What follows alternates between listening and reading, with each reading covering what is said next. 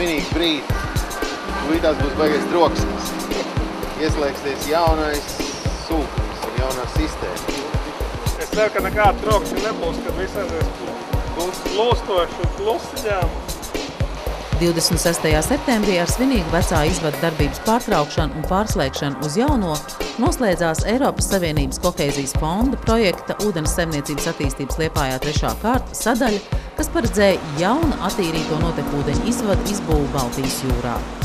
Faktiski jau no 90. gadiem ir sākusies pilsētas ūdens apgādes un kanalizācijas saimniecības modernizācija, un šobrīd mēs varam droši teikt, ka nav tādu izvadu, kur kāda kanalizācijas ūdeņi var ieplūst vai tirzniecības kanālā vai jūrā pa tiešo. Tikai caur modernām attīrīšanas iekārtām, un šī ir tā jauna izbūvētā vieta, kur mēs varam mērīt gan metros, gan ieguldītajā naudā, gan kilometros. Bet es domāju, ka pats galvenais, ka 97% pilsētas iedzīvotāji, kuri pieslēgti ūdens apgādes un kanalizācijas sistēmai, var droši būt par to, ka jūrā iziet attīrīts, tīrs ūdens. Jaunais izvads bija ļoti nepieciešams, jo vecais bija būvēts 1972. gadā un bija gan morāli, gan tehniski novecojis, par ko liecināja arī regulārās apsekošanas.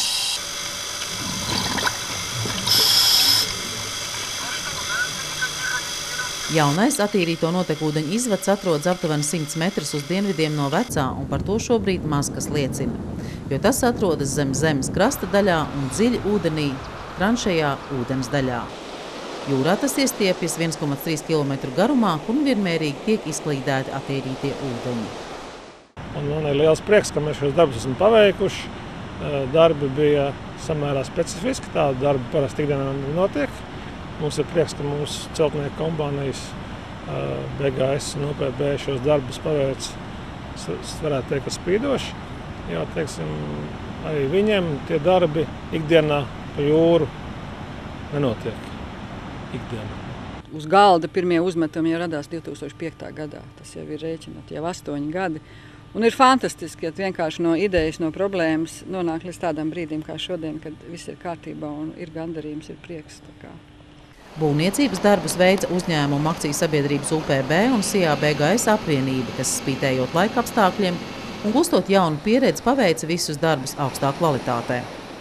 Šis projekts mums faktiski bija liels pārbaudījums. Tagad to var stāstīt un teikt, jo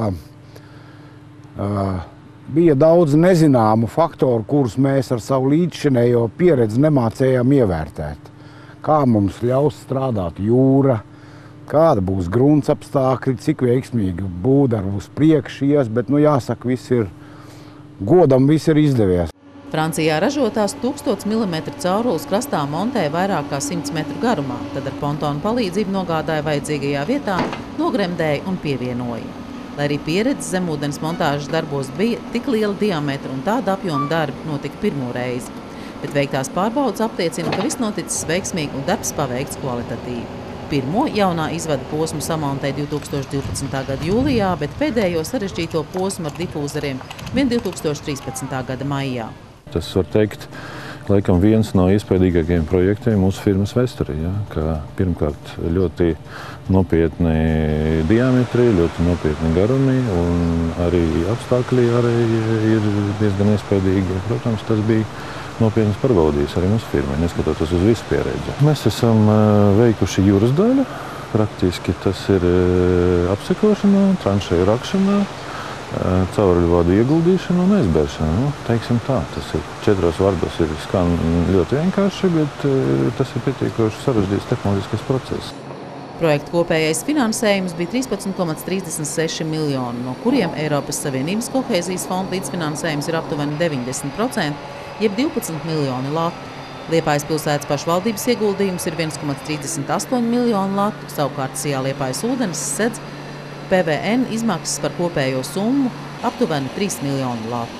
Bet ar to jau ieguldījumi pilsētas ūdens saimniecībā nebeidzas. Liepājas ūdens gatavo dokumentāciju Liepājas ūdens saimniecības projekta 4. kārtai. Kā jau ūdens saimniecībā tas ir laikam un būs mūžos, šie darbi jau nav pabeidzami, tie būs un būs jādara. Un pat mēs esam iesnieguši projektu pieteikumu 4. kārtai. Un šeit uzsvars tiek vairāk likts jau uz to, lai pēc iespējas vairāk iedzīvotāji Liepājā saņemtu kvalitatīvus ūdensapgādes un kanalizācijas pakalpojumus. Un tādēļ šajā 4. kārtā ir iekšā jaunu ūdensapgādes un kanalizācijas tīklu izbūve.